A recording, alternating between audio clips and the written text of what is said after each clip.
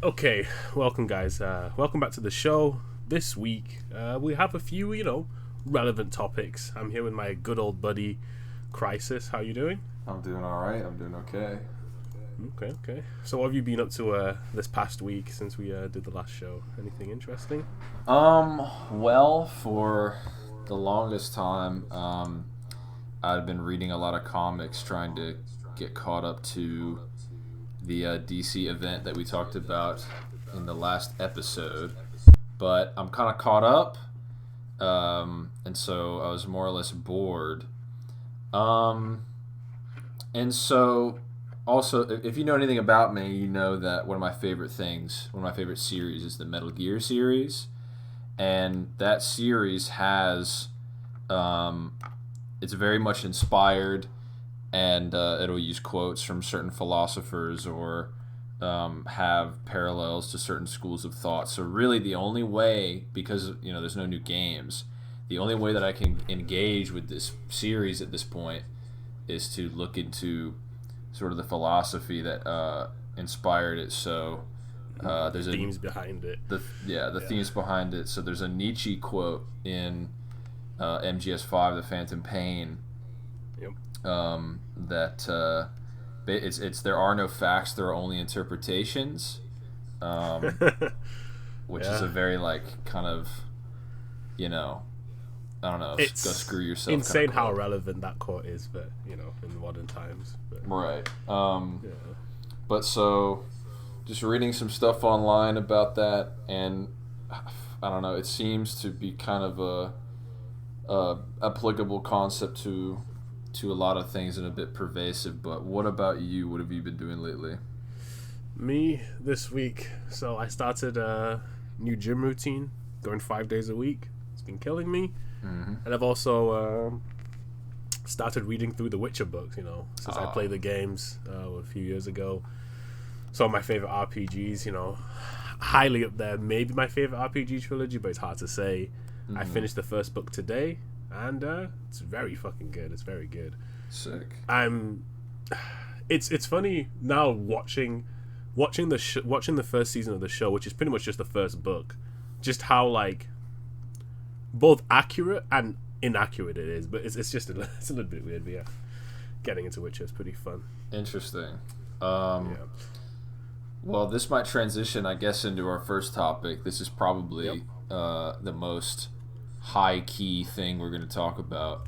Yeah. And it just came to mind. But you brought up going to the gym, and I was actually a bit motivated to work out last night. I've got a bit of a home gym set up, and so after that YouTube boxing, I was like, all right, let's get it. I got kind of hyped, not gonna lie, but what were your thoughts on that show? Man, it it's entertainment, right? I stayed up for a little bit of the fights. I watched some of them with you. Yeah. The Jinx fight. And one thing I do kind of like is because they're all entertainers, they could build up the fights Right. way better than a lot of proper fighters can, you would say, because they're there to entertain. So even the trash talk beforehand was pretty entertainment, just because that's the field that they come from. So I thought liked it was very entertaining. Everybody who I Yeah. figured would win just based on whether it be size or experience won, and then as well in that the people who I wanted to win did so.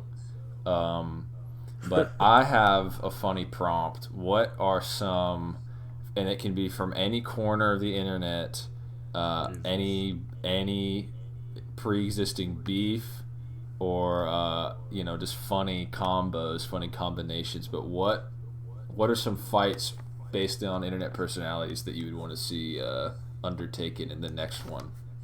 I mean, realistic or just kind of out there? You can go as far out there as you want. Because I'm a big fan of AVGN, big right. fan of the nerd. The nerd. And I also used to watch quite a lot of Angry Joe. I don't really watch him anymore. Okay. So I think a battle of the two rages. I think that'd be an interesting. Who's the angrier gamer? Yeah.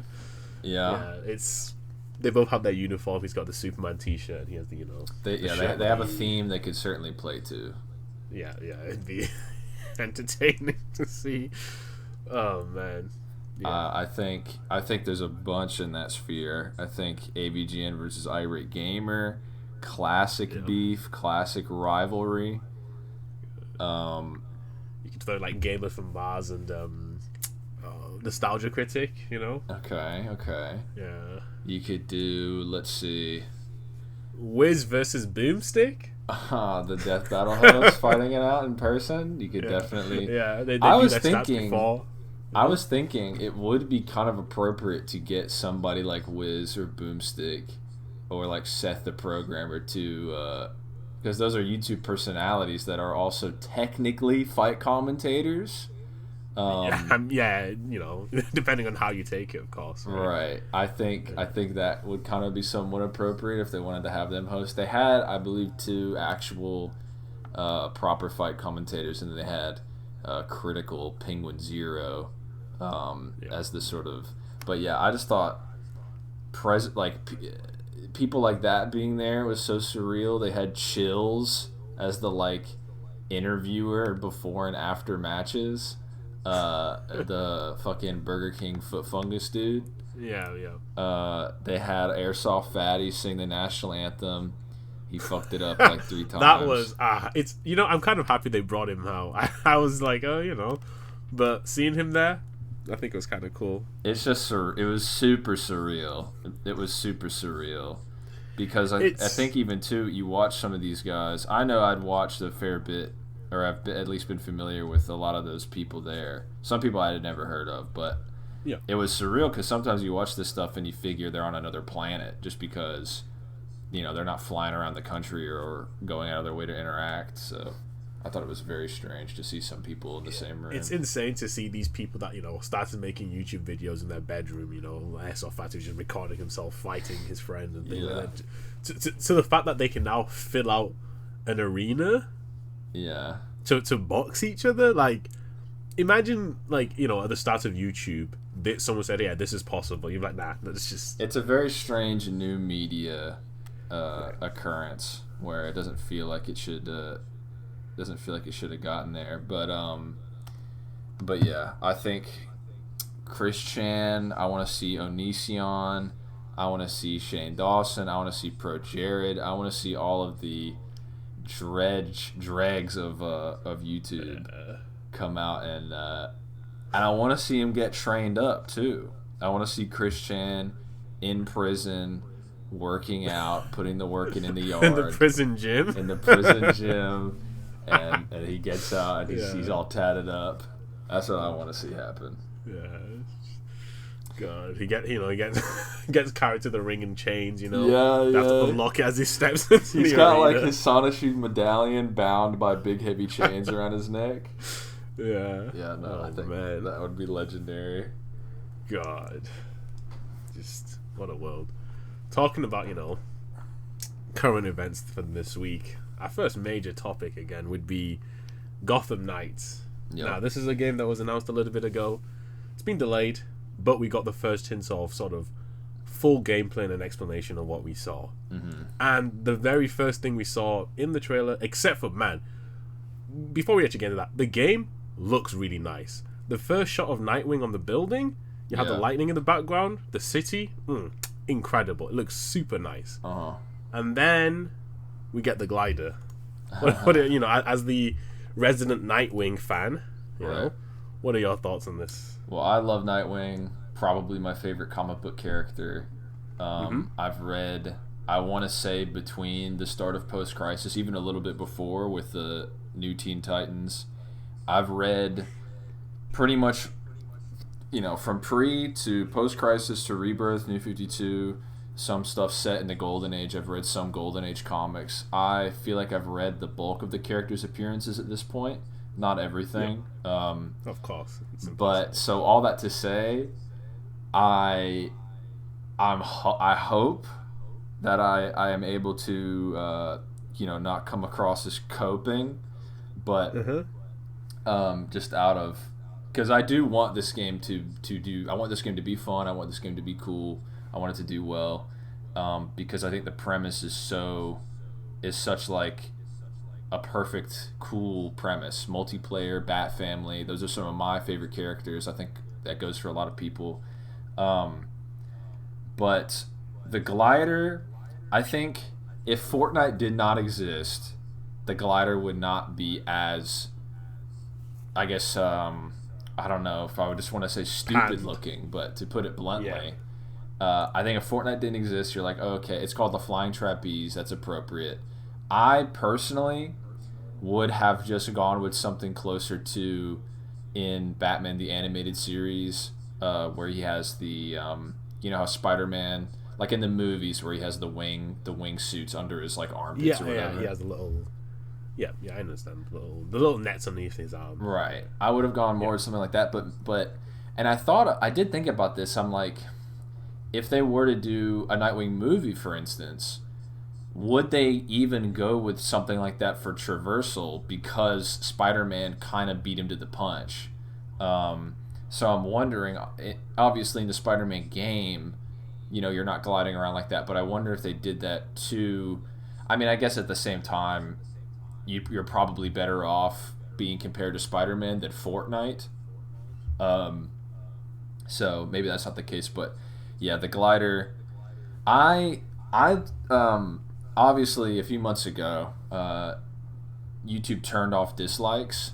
You can still dislike something, and it's still just not visible. It just doesn't show up. And I believe in the analytics, YouTube can tell that things are still disliked. And there's, you know, Google and Firefox add-ons where you can re-enable them. So I re-enabled them. Last time I looked at it, the Gotham Knights, I think official on WB Games YouTube account, 22,000 likes, 19,000 dislikes. Oof. So back in the day, if there were those red and green bars, it would be 50-50. Yeah, it's... okay, the thing with those is, from what I've seen, the dislikes seem to be inflated. So it might still be somewhat relative, but I feel like I don't think it'd be as close because I've seen I was watching some YouTubers talk about how using the add-on before they've even published a video, they would have 200 dislikes on the video already. Oh, right? Weird. So it's not fully accurate. But it gives you some level of perspective because obviously if it was majorly disliked, you'd be able to tell. Right. But it's also, the problem is I didn't know that they were going to have special traversal, because if we think about Arkham, which is obviously, this is sort of a spiritual successor to, you have the bat claw and you can swing around, and we see you can do that. Red Hood is grappling around the city, so I'm just wondering why they felt the need to add specialized travel when we already have the you have the motorcycle and you have the bat claw already. Yeah, I'm not sure. And I remember because they had one showcase prior to this where they showcased Barbara and Tim, Batgirl and Robin, and they showcased Barbara's gliding, and Tim Drake can teleport with the they say with the Justice League Watchtower he can teleport around. So they've shown us traversal, and I don't remember even in those older showcases, I don't remember anybody being as outraged over something like that. And maybe it's because just generally, not to say I love all these characters, but I think generally the two that were showcased recently, Nightwing and Red Hood, are probably who most people are either fans of or protective of. Generally more than the other two, I think, from a pop culture. Yeah, I feel like they're definitely the two most popular characters for. I mean, Under the Red Hood is one of the most popular Batman stories, and Dick has been there since year 2 of Batman or whatever it is, year 3, if at the latest. So, it's a situation like that. But it also could be because gliding around, and now the teleportation, I think I had a little bit of a problem because I don't know why he's just teleporting, but it's sure, it's like quick, it's not the, I know they also didn't sort of make a big focus of it, it was just kind of in the background. But I guess we can talk about Red Hoods as well, the air jumps. I think the reason why they've done the different traversal is just generally to make the characters feel different. Yeah. And I think visually, with to talk about the glider, the Nightwing glider, again, I would have done it differently. I think conceptually it's fine. I think if you're going to give him a unique form of traversal, I appreciate at least that they did. It's they're with the name of it, they're tying back into his background as a trapeze artist.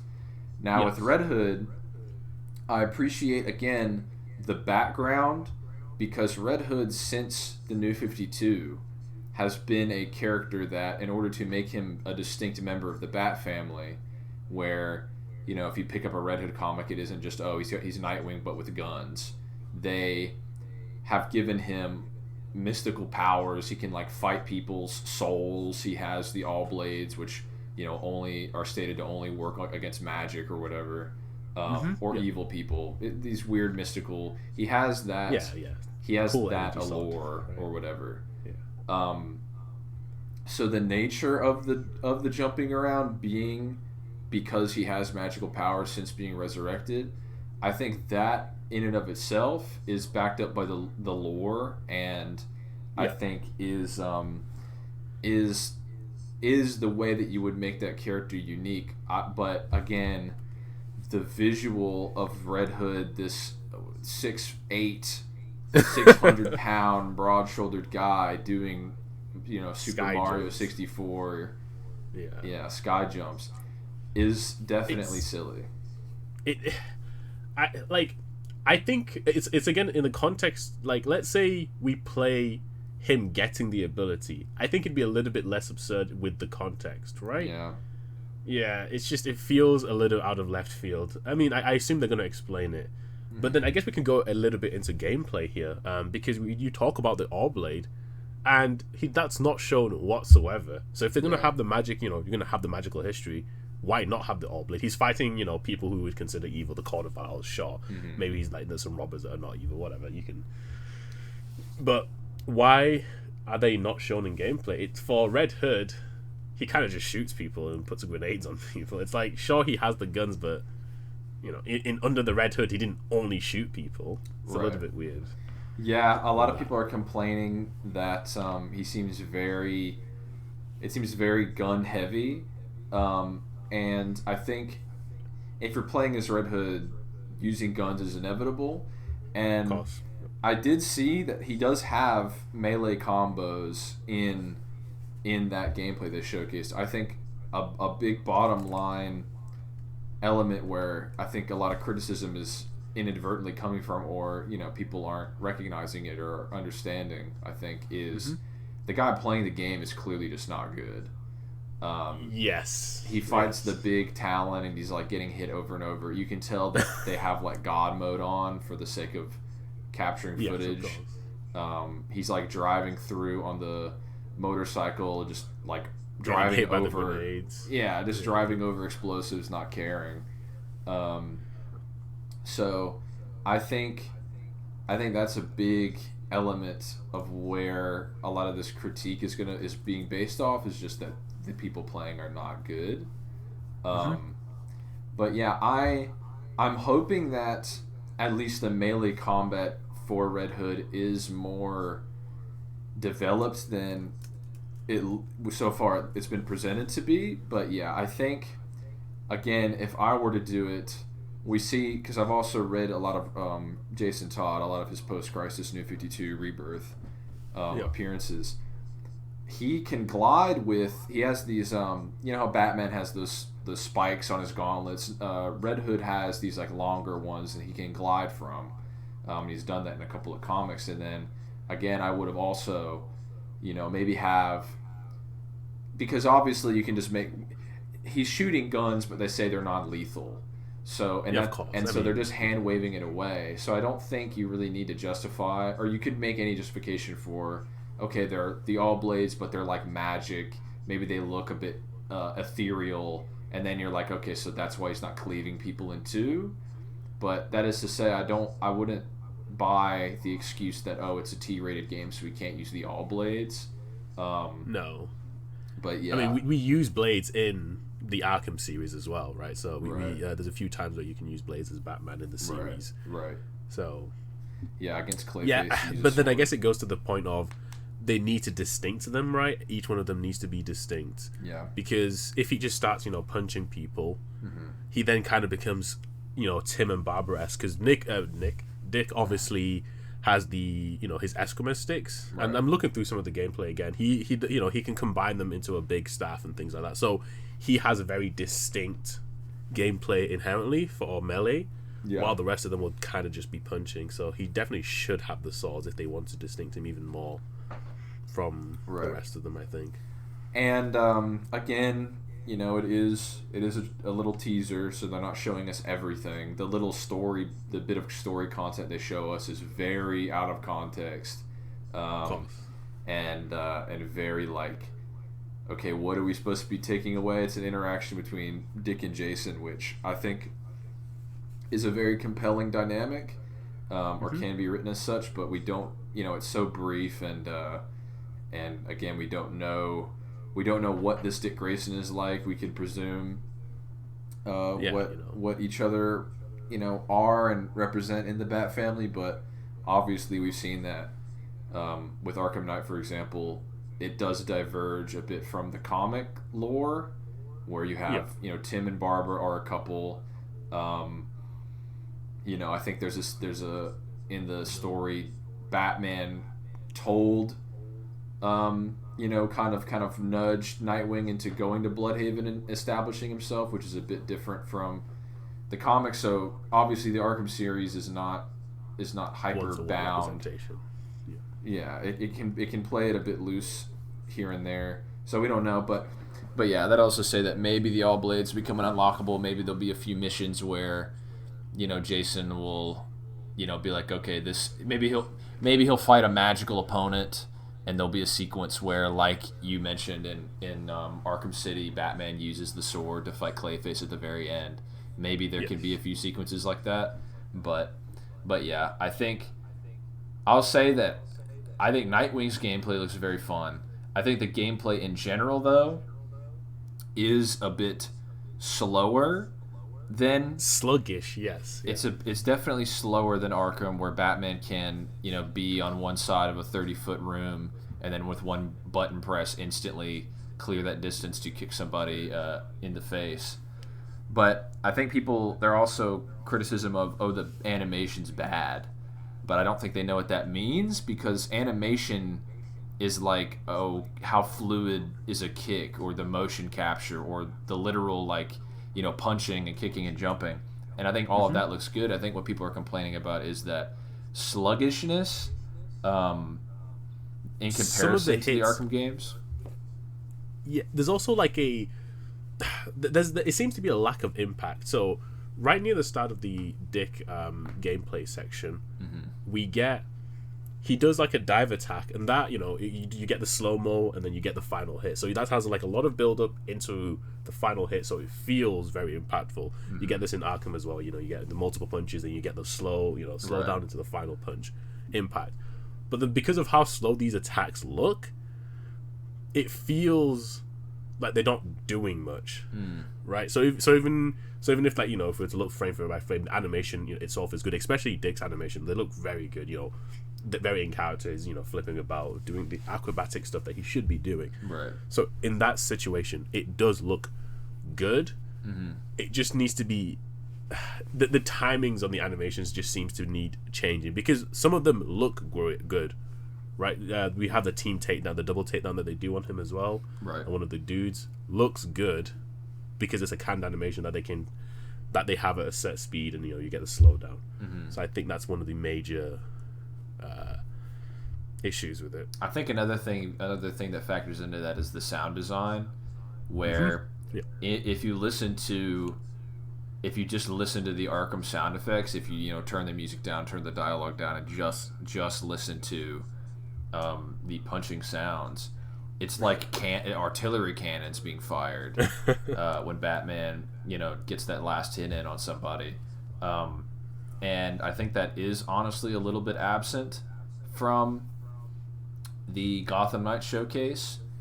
But again, I think this game is coming out in October, if I believe. Yes. So they definitely, I think things like that, maybe the speed of the animation, they can certainly tweak based on response. And I think generally, even though I want this game to be good and I want it to be well received, I'm playing it anyway. You can play Nightwing from start to finish. I'm playing it anyway. I'm probably going to pre-order it sometime, right, whenever I can. I mean, I'm sold, but I think it's good that they're getting the negative reception now. I just hope that it doesn't become like the Guardians of the Galaxy game, where based on the negative reception of Avengers, you know, they're able to fix and amend those problems in Guardians of the Galaxy, but it was too little, too late. It seemed when it came to public perception, and Guardians did not do nearly as well as Avengers. Even though every single person that I've seen review or play the game said, yeah, this is a great game, you should play it. Right. It just got no hype, especially with the Guardians being as big as they are when they are, you know. Yeah. It's unfortunate. Yeah. But I think, I'm hoping at least that the game is going to be distinct from Arkham in a way that makes sense, in a way that, you know, supports the co-op, because it is a distinctly different thing than the Arkham games, and those RPG elements. I like how the world is alive. You know, there's the civilian element. They've definitely taken some notes from Spider-Man, where you have the crowds reacting to you and interacting with you, and I'm hoping that open world, you know, interplay is going to be better than it has in the Arkham games, because they just have never committed to those civilians. But in Night, they just removed them. You know, the city was evacuated. Right, they just straight from the get-go get them out of there. But yeah, I'm still excited by what I've seen. Thinking critically about it, just knowing like, okay, for one, this game has still a ways to go. We haven't seen all of it. We've still only seen maybe 20 minutes of footage from the game itself, between the two showcases. We still know very little about it. So I'm still excited. I'm looking forward to it generally. But I do hope that those complaints that a lot of people are having do get ironed out somewhat. Obviously, they can't fix so many things. That super jump, we're probably all going to have to live with that. Red Hoods. It's an ability. There's no way they... Well, I mean, they could change it. Like, I mean, it's... Depending on how bad they think it... Or how integral it is to the story. If it's a major plot point, then, you know, you can't change it. But if it's just some traversal, maybe they have the ability to do something. Yeah. But hey, just grapple and ride the motorcycle. If everybody can ride the motorbike, so if you really can't stand to see it, there is that option. But yeah, you brought up the RPG elements a little bit ago, so let's talk about the gear. You know, we see a bunch of different costumes that they can have. You know, my first, obviously, you know, in this situation, because it's going to be a full game, you're going to have to get different pieces of gear. There's no specific just this is this costume from X comic, aka like the Arkham or the Spider-Man games. There's not one to one. So I'm wondering if that is saved for special things. You know, if it's like, hey, this is like a legendary piece, and this is his the red Nightwing. I think it's New 52, right? Yes, when he gets the red costume. Yeah, when he gets that one, that would be cool, right? At that point, I'm fine with it. But if there's kind of just like a lack of any comic accurate costumes, it'll feel a bit weird for me personally. I like the gear, but I'd still like an option for more comic accurate costumes. What are your thoughts on that? Well, with the deluxe edition, which is the like $70 tier, $80, I believe, there is a Jim Lee designed skins, which I don't really play these kind of. I mean, it's evocative of like a looter shooter, you know, where you're constantly getting better gear. Yeah. So I forget the term, but as I understand it, it is a skin in which you can wear whatever gear you want, but because you have this skin on, it'll look like that no matter what piece of gear you have. So you can upgrade pieces and still look the same. And those are very comic accurate, ripped off the page designs. And the rest of the suits, to be honest, do look like those kind of over designed, New 52 times 1,000. There's buckles, there's lines, there's steam coming off the suits, exhaust ports.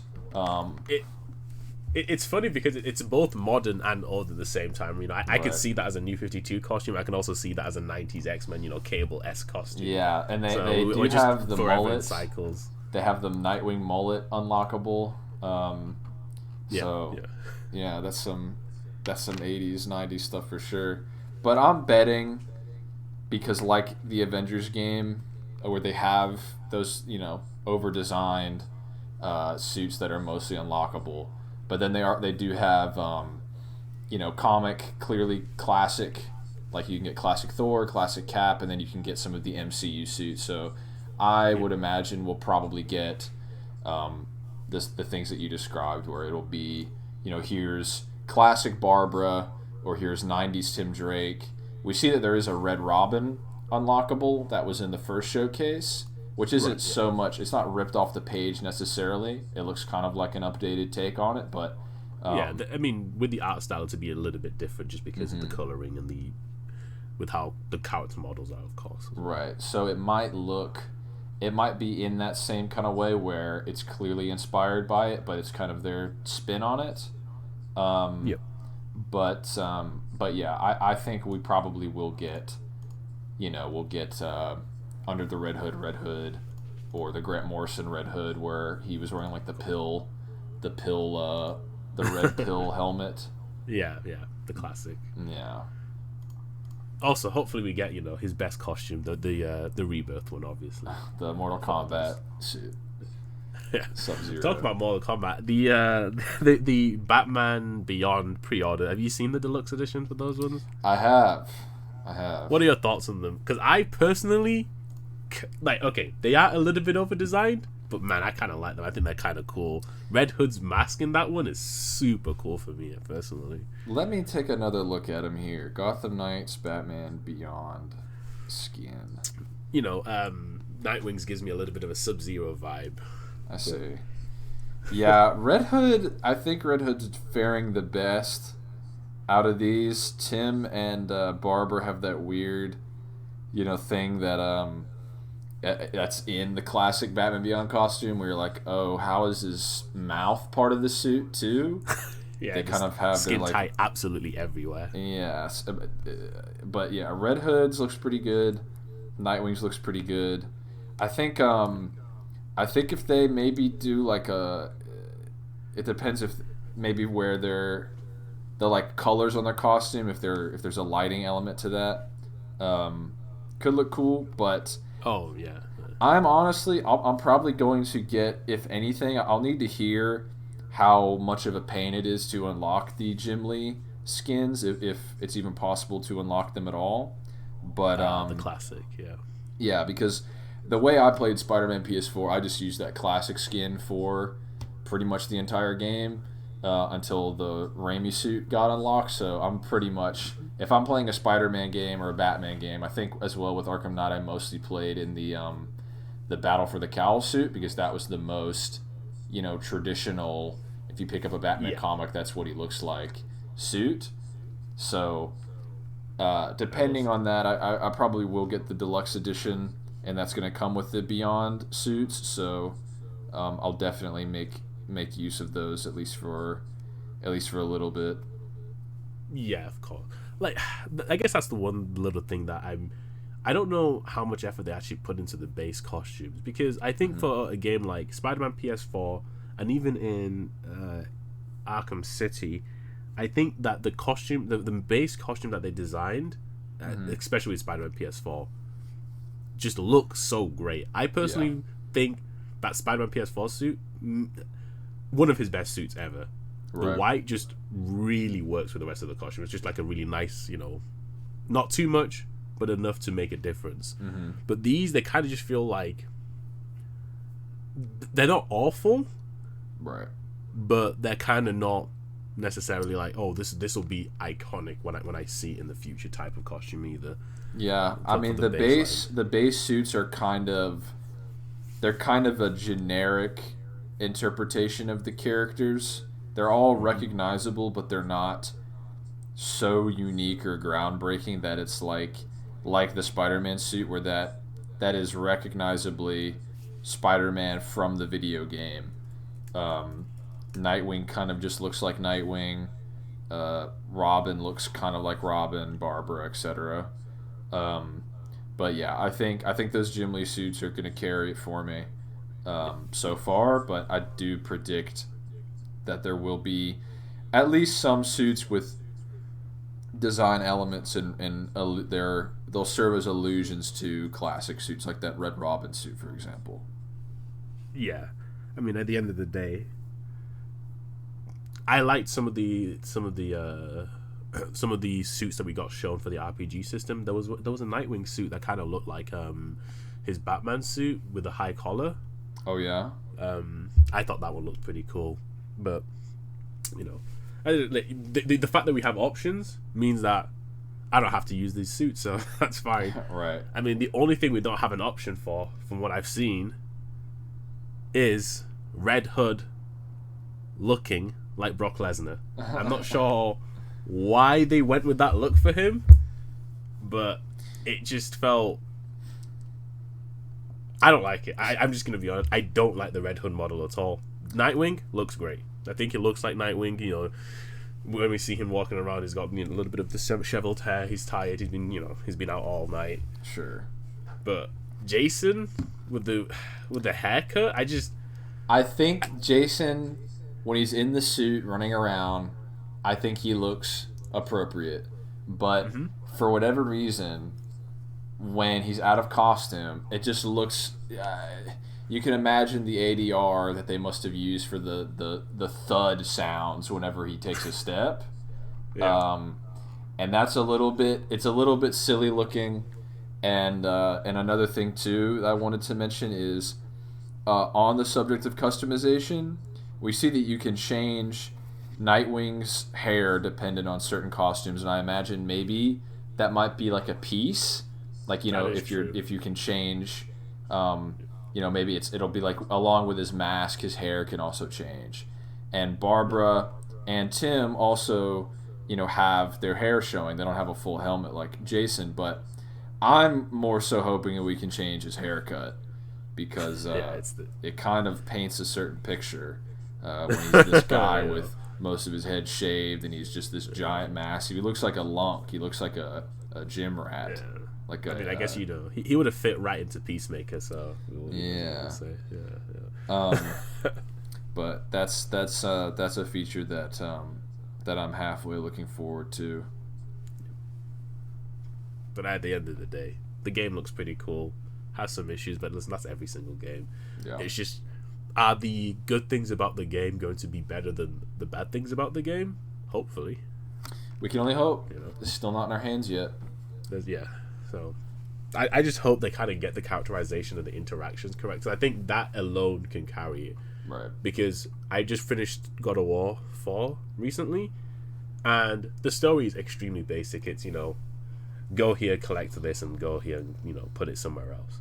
But the entire game is just carried by the dynamic between Kratos and his son. Mm-hmm.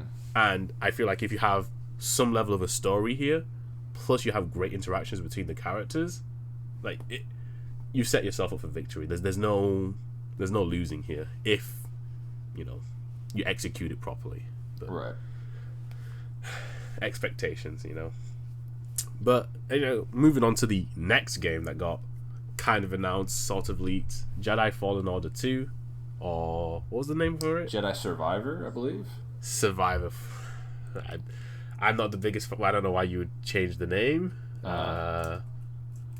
Just make it Fallen Order 2, personally. We've had KOTOR 2, we've had Jedi Knight 1, 2, and 3. This seems to be a... Force Unleashed 1 and 2 also. It seems to be a bit of a subversion, I suppose, of that naming convention, just having it be called something else as a sequel.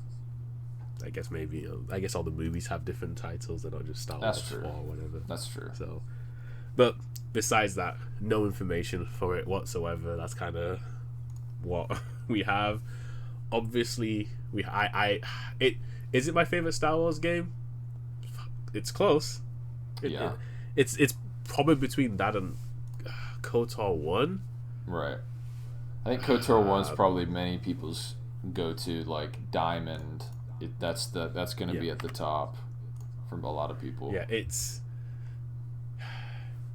just one of those situations where it's really those are your two genres, no? The like Soulsborne, evocative in Fallen Order, and then kind of a more traditional RPG in KOTOR. Yep. So I imagine for you it probably just changes every day. What do you prefer, an RPG or a Soulsborne kind of experience? KOTOR 1 was made by one of my favorite developers of all time. So right. In BioWare, they've made if I was to, except for maybe Bethesda, they would, if I was to make a top 10 video games, they'd have more games in that top 10 than anyone else. Mm-hmm. So that's just how it is. And then I love the Souls games, so I'm in heaven, I guess. But that's Star Wars hasn't made up for you. Yeah. Well, what are your expectations, hopes, and fears for this Fallen Order sequel? So with this, I hope we get.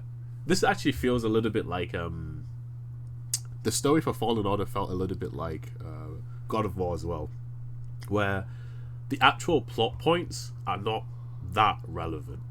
It's kind of, he goes through the more important things is Cal's story and and the interactions with both the second sister and everyone else that he meets as well. So but at the end he just destroys the holocron. Spoilers for anyone who hasn't seen this 7-year-old golden game or whatever it is. So he destroys the holocron. Your journey kind of ends. So now we have a lot to do. I hope what he's not trying to do is go and beat Vader, because that would be awful. I don't want to see him get beat. Mission. It was the best part of the last game, sure, but he shouldn't do it again, right? I think you should keep Vader out. I don't think you should have some. Oh, it's got to be another character we know. But at the same time, I feel like for better or worse, that is a lot of Star Wars, like Mandalorian. Like since then, with Luke showing up, it's been a lot of like, okay, Book of Boba Fett. Here's, again Ahsoka and Luke showing up again, and that happening again for better or worse. But I feel like Star Wars, even with Fallen Order, again Vader, having these pre-established characters show up when you don't expect it is now kind of to be expected. So I mean, I could very much see Cal running away, and then maybe comes across Obi-Wan on Tatooine, because it is sort of in that era. A lot of people think he's going to show up in the Obi-Wan show for some reason. I don't know what people are thinking, but yeah.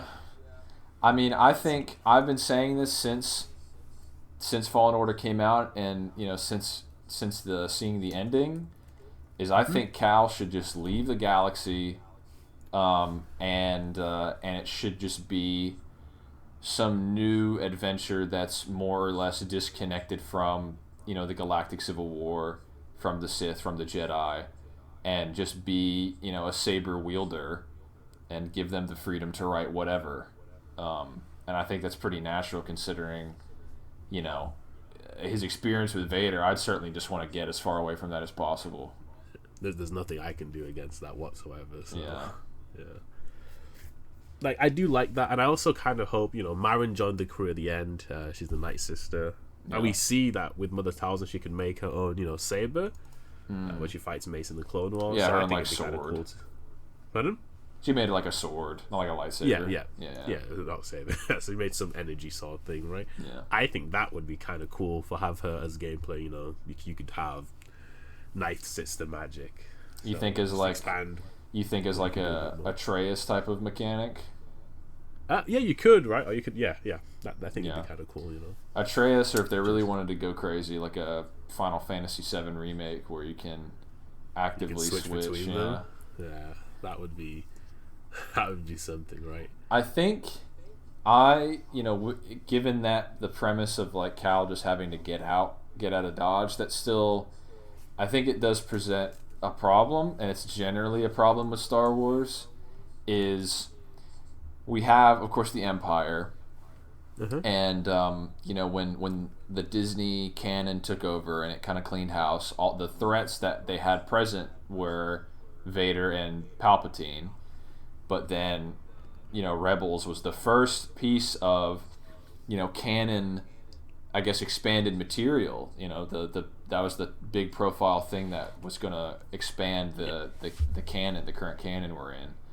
Yeah. And they're like, well, we can't have Vader show up and get pushed back every time. We can't have him constantly being subverted because obviously the heroes have to survive. And so they had to make a new threat, which is essentially just some Sith juniors. And then same thing for the sequel trilogy. They're like, well, Vader and these guys aren't around. We need some secondary threats, though. So they made the Knights of Ren, which are as well kind of just junior Sith acolytes. Yeah, a little bit of a disappointment, Right, they definitely were not. They've definitely been trying to get better utilized in the extra material, but the movies definitely did them a disservice. Like, Ren himself is cool, from the comics. But again, the rest of them are kind of just... Right. Yeah, they get and one you of them wouldn't gets know like a you wouldn't know Ren Vader, existed unless you read the comics and maybe watched like the Lego special or something. Yeah. I forgot he was in that. Yeah, but it creates the dilemma, and I'll let you talk as a Fallen Order fan, as a big fan of that game. Would you want them to just make some other evil threat that's like Sith light, like they gotta wear black, gotta have red sabers, or do you have a proposition for some new threat that might exist out there, separate from the Galactic Civil War? With the title Survivor, I don't know what they mean by surviving. I hope it's not surviving the Empire, because it might still be. It'll probably still be good even if it is that. But I hope it's okay. We've got away. We're not going to deal with this anymore. Let's go and find. There are a lot of threats. You can do the beasts. You can do what the High Republic is doing, where you have the Nile, which are kind of raiders, and right. they kind of fight a little bit like the Mandalorians, where they're not necessarily going blow for blow, but they're trying to subvert the Jedi, so they're using poisons and different tactics. So this way you can have enemies that aren't just more Sith, and I think that would be kind of cool, just to see that's kind of that kind of stuff be done. But then people probably are expecting lightsaber duels is the problem. Yeah, because those are the best fights in the game. The lightsaber duels against Taron Malicos and the Second Sister, the most fun. So that's the thing is I think generally Star Wars fans are not willing to accept, such what's the word, divergent, means of the visuals, the iconography. You gotta have a dude in black with a red saber. You gotta have these types of spaceships, and generally I think unless you get into fans of the books or the comics and some of the more dedicated fans, I think Fallen Order was very successful, so I imagine there's probably going to be pressure on them to see that through. But then I think between Rebels, between Fallen Order 1, between the Obi-Wan show coming up, I think the Inquisitors are kind of at a point of overuse. Yeah, they kind of need to be petered out. We had the Grand Inquisitor was very cool in Rebels, post season 1, because a lot of people hate season 1 respectively. It's not great. It's not good at all. But Second Sister was cool, so it's just we need a threat that's not them. Yeah, it can be anything really. But yeah, who knows? I guess we kind of had Mando as well. Mando initially, but then I guess you had Baby Yoda, which was always a tie to the Jedi. So maybe not even Mando, where it's kind of distinct. I guess you had some episodes where Grogu wasn't really a big factor, but everybody else was. So maybe we can get something like that esque, but who knows? Yeah, There's not much. Actually There's pay not for as much to season go 5. off of as there is for Gotham Knights. Naturally, No. we pretty much have nothing but speculation at this point, and things that we want to see and don't want to see. But I guess transitioning a little more from that, let's see. We've talked about the YouTube thing. That was a big thing that just happened. Gotham Knights. That was sort of a internet discourse, and then Fallen Order 2. We talked about Obi-Wan last week. If you want to talk a little bit more Star Wars, there was that sort of Tales of the Jedi anthology series leak. If you want to... Oh, right. Yeah, I mean, that has very little to go off of, because the Tales of the Jedi, the name alone comes from a 90s comic that was not an anthology series. It was a very particular story about Exar Kun and Ulic Qel-Droma, set thousands of years before the original trilogy. And in fact, I think at that time, because that was happening concurrent, sort of in the same era as the prequels, a few years before, give or take, Exar Kun had the first double-sided lightsaber before Maul ever appeared. I think at the time that was the big, past expansion. That was the KOTOR of the time. And that was a very particular story, and not necessarily an anthology, which I think is interesting. The name lends itself well to an anthology, I think. Tales of the Jedi. But it definitely makes you wonder. Because they said it's an anthology, I'm expecting Visions-esque, so one episode. But, the highest hope I could have for it would be... Because I wouldn't mind seeing... So, I've read through a little bit of people like Exar Kun's story and things like that. I wouldn't personally mind... let's say we have a 2 to 3 episode arc of maybe telling Exar Kun's story. If we're not going to do, a a canon version of it, right? If we're not going to see those characters, right? And that it depends too if it is going to be a Visions, sequel successor. Obviously, that wasn't tied to any particular continuity. So, I haven't even considered the notion that they might actually just do a rendition of Exar Kun's story and just say, yeah, this is the Legends version, because as we know, I was just at the bookstore today and I saw that there's a new wave of the Essential Legends collection, which is, they're reprints of popular Legends novels with new covers. I saw Darth Plagueis, I saw the Kenobi book. And they're obviously doing the KOTOR remake, which is very much established to be, yes, this is the Legends story. So definitely, if based on Visions, there is a precedent for them, that for them to do non-canon storytelling at this point within Star Wars. So yeah, that would be very interesting and very cool to me if they were to get that story out there, because I think it is probably one of the best Star Wars stories that Tales of the Jedi run. Yeah. So. But yeah, it's just, with the name, it's just an unfortunate name, right? Where it's the perfect name for completely random stories, but it's also unfortunate that it's intrinsically always going to be tied to the comic run, which a lot of it's gonna mess up those Google search results. If anyone ever wants to look for one or the other, I guarantee you they're going to get the one they don't want first. Yeah, I guess it's just going to be the show, right? Depending, if the show's great, it'll be the show. If the show is Boba Fett, it'll be the comic. So yeah, we'll see how that plays out. But yeah, we've been talking a little bit now. Yeah, we're about at the hour mark, so yep, probably going to wind it down here.